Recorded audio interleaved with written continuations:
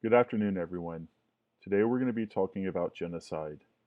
Genocide is a word often misused. As social scientists, it is important that we understand exactly what we are discussing. Let's discuss exactly what social scientists and international lawyers mean when they are describing genocide. Genocide has a very specific definition in international law. All other actions that might be as horrific as genocide won't qualify as genocide unless they meet the requirements in this definition. According to the Rome Statute, genocide means any of the following acts committed with the intent to destroy, in whole or in part, a national, ethnical, racial, or religious group. This includes killing members of the group, causing serious bodily or mental harm to members of the group, deliberately inflicting on the group conditions of life calculated to bring about its physical destruction, in whole or in part, imposing measures intended to prevent births within the group, forcibly transferring children of the group to another group. There is a lot to unpack with these two slides. So let's go back to the first. First, we must understand that genocide must be made with intent. Leaders don't frequently say, let's go commit genocide, but other words or actions will signal intent. Quote, soon all the Tutsis will be dead, unquote. Leaders actively working to eradicate specific people or cultures will show intent. Prosecutors have to prove intent to be able to punish perpetrators of genocide. If there is no intent, there is no genocide, even though all other requirements might be present. The next thing to understand is in whole or in part. A complete eradication of a people group is not necessary to fit the definition of genocide. Hutus did not kill each and every Tutsi. The Nazis did not completely destroy the Jewish population in Europe. Yet we still label what happened in 1994 and pre-1945 Europe as genocides. The first act committed listed by the Rome Statute is killing members of the group. This is generally what people think about when they hear the term genocide. Many genocides often begin with the killing of men and boys and then move on to mass rape and execution of women and girls. It is true that mass killing of excluded groups of people has been central to every genocide. There are other forms of violence that can be labeled as genocide. Causing serious bodily or mental harm to members of the group is the next act as defined by the Rome Statute. Sexual crimes and torture fall under this category. These crimes include rape and gang rape, sexual slavery, and forced incest. Torture includes physical torture, like inflicting severe pain, but also mental torture, like being forced to witness the execution of the victim's family. Every modern genocide, including Rwanda, Darfur, and Myanmar, has included sexual crimes and torture. Deliberately inflicting on the group conditions of life calculated to bring about its physical destruction, in whole or in part, is a challenging act to define. It means making life almost impossible. For an example, depriving people of food and water until they die might fall under this category. During the Armenian Genocide, the Ottomans deported Armenian citizens and forced them to march into the desert, where most of the people succumbed to harsh conditions. Understanding that this isn't a direct killing of people the way an execution by gun might be. It is a slow death by denial of the essentials of life. Imposing measures intended to prevent births within the group is another act that falls under genocide. This often means forced sterilization of the victim group or forced abortion to prevent new members being born. Sometimes the attacking group will prevent men and women of the victim group from marrying and will keep men and women physically separated to prevent births. Forcibly transferring children of the group to another group is a way to eradicate cultural groups. Children being forced to leave their community and will oftentimes have their names changed to erase their birth cultural identity. Genocide is a process that develops in 10 stages that are predictable but not inexorable. At each stage, preventative measures can stop it. The process is not Linear. Stages may occur simultaneously. Each stage is itself a process. Logically, later stages are preceded by earlier stages, but all stages continue to operate throughout the process. Stage 1 is classification. All cultures have categories to distinguish people into us and them by ethnicity, race, religion, or nationality. German and Jew, Hutu and Tutsi. Bipolar societies that lack mixed categories, such as Rwanda and Burundi, have are the most likely to have genocide. One of the most important classifications in the current nation-state system is citizenship and nationality.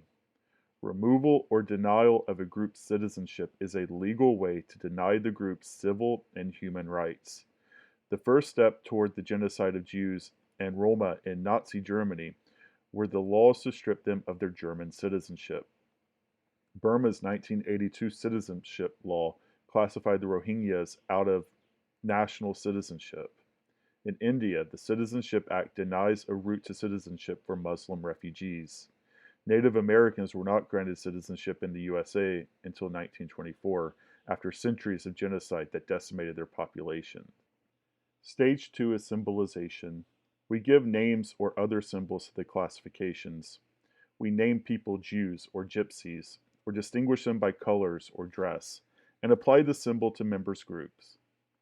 Classification and symbolization are universally human and do not necessarily result in genocide unless they lead to dehumanization.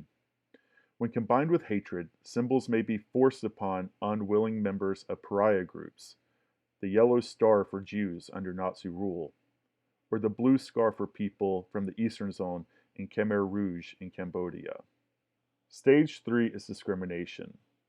A dominant group uses laws, customs, and political power to deny the rights of other groups. The powerless group may not be accorded full civil rights, voting rights, or even citizenship. The dominant group is given by an exclusionary ideology that would deprive less powerful groups of their rights. The ideology advocates monopolize or expansion of power by the dominant group. It legitimizes the victimization of weaker groups. Advocates of exclusionary ideologies are often charismatic, expressing the resentments of their followers. Examples include the Nuremberg Laws of 1935 in Nazi Germany, which stripped Jews of their German citizenship and prohibited their employment by the government and by universities. Discrimination against Native Americans and African Americans was enshrined in the U.S. Constitution until the post-Civil War amendments and mid-20th century laws to enforce them. Denial of citizenship to the Rohingya Muslim minority in Myanmar led to genocide in 2017 and the displacement of over 1 million refugees. Stage 4 is dehumanization. One group denies the humanity of the other group. Members of it are equated with animals, vermin, insects, or diseases. Dehumanization overcomes the normal human revulsion against murder. At this stage, hate propaganda in print, on hate radios, and in social media is used to vilify the victim group. It may even be incorporated into school textbooks. Indoctrination prepares the way for incitement. The group is taught to regard the other group as less than human and even alien to their society. They are indoctrinated to believe that we are better off without them. The powerless group can become so depersonalized that they are actually given numbers rather than names, as Jews were in the death camps. They are equated with filth, impurity, and immorality. Hate speech fills the propaganda of official radio, newspapers, and speeches. Genocide is always organized, usually by the state, often using militias to provide deniability of state responsibility, like the Janjaweed in Darfur. Sometimes organization is informal, the Hindu mobs led by local RSS militants, or decentralized, like terrorist groups. Special army units or militias are often trained and armed. Plans are made for genocidal killings. Genocide often occurs during civil or international wars. Arms flows to states and militias, facilitates acts of genocide, even in violation of UN arms embargoes. States organize secret police to spy on, arrest, torture, and murder people suspected of opposition to political leaders. Motivations for targeting a group are indoctrinated through mass media and special training for murderous militias, death squads, and special army killing units like the Nazi Einsatzgruppen, which murdered 1.5 million Jews in Eastern Europe. Stage 6 is polarization. Extremists drive the groups apart. Hate groups broadcast polarizing propaganda. Laws may forbid intermarriage or social interaction. Extremist terrorism targets moderates, intimidating and silencing the center. Moderates from the perpetrators' own groups are most able to stop genocide, so they are the first to be arrested and killed. Leaders in targeted groups are the next to be arrested and murdered. The dominant group passes emergency laws or decrees that grants them total power over the targeted group. The laws erode fundamental civil rights and liberties. Targeted groups are disarmed to make them incapable of self-defense and to ensure that the dominant group has total control. Stage 7 is preparation. National or perpetrator groups' leaders plan the final solution to the Jewish, Armenian, Tutsi, or other targeted groups in question. They often use euphemisms to cloak their intentions, such as referring to their goals as ethnic cleansing, purification, or counterterrorism. They build armies, buy weapons, and train troops and militias. They indoctrinate the populace with fear of the victim group. Leaders often claim, if we don't kill them, they will kill us, disguising genocide as self-defense. There is a sudden increase in inflammatory rhetoric and hate propaganda with the objective of creating fear of the other group. Political processes such as peace accords that threaten the dominance of the ruling group through elections or prosecution for corruption may actually trigger genocide. Stage 8 is persecution. Victims are identified and separated out because of their national, ethnic, racial, or religious identity. The victim group's most basic human rights are systematically violated through extrajudicial killings, torture, and forced displacement. Death lists are drawn up. In state-sponsored genocide, members of victim groups may be forced to wear identifying symbols. Their property is often expropriated. Sometimes they are segregated into ghettos, deported to concentration camps, or confined to a famine-struck region and starved. They are deliberately deprived of resources such as food or water in order to slowly destroy the group. Programs are implemented to prevent procreation through forced sterilization or abortions. Children are forcibly taken from their parents. Genocidal massacres begin. All of these destructive acts are acts of genocide outlawed by the Genocide Convention. They are acts of genocide because they intentionally destroy part of the group. The perpetrators watch for whether such massacres are opposed by any effective international response. If there is no reaction, they realize they can get away with genocide. The perpetrators know that the UN regional organizations and nations with powerful militaries will again be bystanders and permit another genocide. Stage 9. Extermination. Extermination begins and quickly becomes the mass killing legally called genocide. It is extermination to the killers because they do not believe their victims to be fully human. When it is sponsored by the state, the armed forces often work with militias to do the killing. The goal of total genocides is to kill all members of the targeted group, but most genocides are genocides in part. All educated members of the targeted group might be murdered, like in Burundi in 1972. All men and boys of fighting age may be murdered, like in Bosnia in 1995. All women and girls may be raped, like in Darfur or Myanmar. Mass rapes of women have become a characteristic of all modern genocides. Rape is used as a means to genetically alter and destroy the victim group. Sometimes a genocide results in revenge killings by groups against each other, creating the downward whirlpool-like cycle of bilateral genocide, as in Burundi. Destruction of cultural and religious property is employed to annihilate the group's existence from history, like in Armenia or ISIS. Total war between nations or ethnic groups is inherently genocidal because it does not differentiate civilians from non-combatants. Carpet bombing, firebombing, bombing hospitals, and use of chemical or biological weapons are war crimes and also acts of genocide. Terrorism does not differentiate civilians and combatants, and when intended to destroy members of a national, ethnic, racial, or religious group, is genocidal.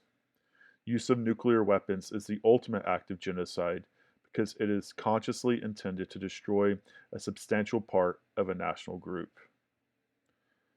Stage 10 is denial. Denial is the final stage that lasts throughout and always follows genocide. It is among the surest indicators of further genocidal massacres. The perpetrators of genocide dig up mass graves, burn the bodies, try to cover up the evidence, and intimidate the witnesses. They deny that they committed any crimes and often blame what happened on the victims. Acts of genocide are disguised as counterinsurgency if there is an ongoing armed conflict or civil war. Perpetrators block investigations of the crimes and continue to govern until driven from power by force, when they flee into exile. There they remain with impunity, like Pol Pot or Idi Amin, unless they are captured and a tribunal is established to try them. During and after genocide, lawyers, diplomats, and others who oppose forceful action often deny that these crimes meet the definition of genocide.